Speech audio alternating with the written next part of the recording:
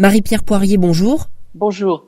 L'UNICEF dénonce les violences faites aux enfants en Afrique occidentale et centrale, des violences qui sont en augmentation selon vous. Plusieurs pays de la région connaissent des situations de crise prolongée, d'autres des crises plus récentes, mais d'une façon générale, tous les pays de la région font face à une recrudescence de l'insécurité.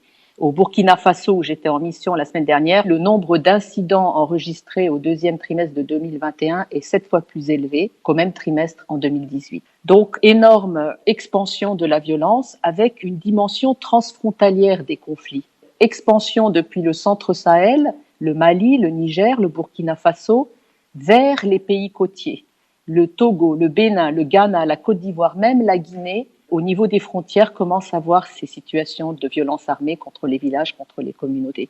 Donc aujourd'hui, on fait face à peu près 51 millions de personnes qui ont besoin d'aide humanitaire d'urgence dans les 10 pays, dont 60% d'enfants. Cette insécurité générale se répercute sur les enfants avec une augmentation spectaculaire du nombre de signalements de violations graves contre les enfants. Donc, l'Afrique de l'Ouest et du Centre est la région la plus affectée en termes de recrutement et d'utilisation d'enfants dans les conflits armés, plus de 19 000 cas vérifiés depuis 2016, violences sexuelles, enlèvements d'enfants et attaques contre des écoles et des hôpitaux enregistrés.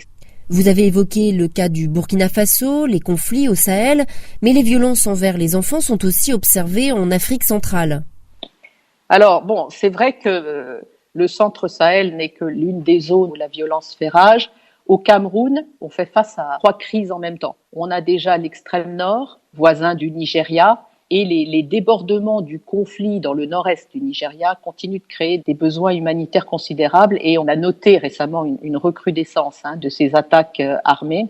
Et puis à ce conflit dans l'extrême nord, il faut ajouter ce qui se passe au nord-ouest et sud-ouest du pays avec une recrudescence. Alors là, c'est plutôt des enlèvements et des exécutions d'écoliers et d'enseignants avec les groupes armés qui refusent le système éducatif du gouvernement et le gouvernement qui souhaite au contraire l'imposer. Donc là, les estimations donnent à peu près 1 million d'enfants camerounais en besoin de protection et surtout, de notre point de vue, une violence qui de plus en plus touche les acteurs humanitaires. Et puis on a aussi la République centrafricaine, là beaucoup d'augmentation des violations des droits des enfants au cours des premiers mois de cette année, avec une insécurité et des tensions peut-être encore exacerbées par les élections. Le nombre de cas de violences sexuelles multiplié par presque 5 entre le dernier trimestre de l'année dernière et le premier de 2021.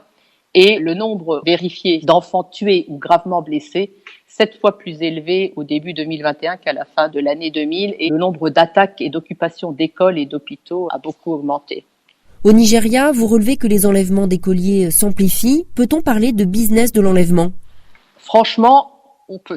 Au moins 950 élèves ont été enlevés par des hommes armés dans les établissements scolaires depuis décembre et beaucoup d'entre eux sont encore portés disparus. Certains sont libérés, y compris, comme vous y faisiez allusion, à suite de rançons que les familles payent, mais on fait face à des enlèvements de masse. Le plus grand nombre de ces violations touche l'État de Borno, donc au nord-est, mais ce qui nous préoccupe beaucoup, c'est qu'on voit une augmentation très nette dans le nord-ouest, ce qui montre que même à l'intérieur du Nigeria, ces phénomènes de violence s'accentuent. La demande de rançon est une des caractéristiques, mais on voit aussi une augmentation du recrutement et des enfants dans les groupes armés, les garçons pour le combat, mais aussi malheureusement les filles comme esclaves sexuels.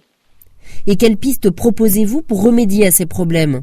On a noté que ces crises touchent différents pays et ont une dimension transfrontalière. Donc nous sommes en train d'essayer d'intensifier les actions collectives multi-pays pour connecter les acteurs de chaque côté des frontières parce que ces mouvements de population et ces enfants qui sont en difficulté ne peuvent pas passer au travers des mailles du filet.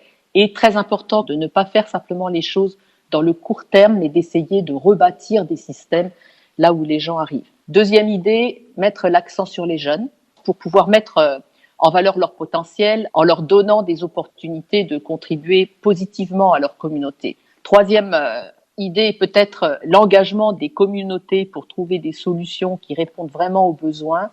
Et puis l'aspect soutien psychologique et psychosocial, parce que l'eau potable, la santé, l'éducation, c'est important, mais un appui et un accompagnement pour essayer de gérer ces expériences traumatisantes est très important, y compris pour que la réintégration soit un succès. Marie-Pierre Poirier, merci.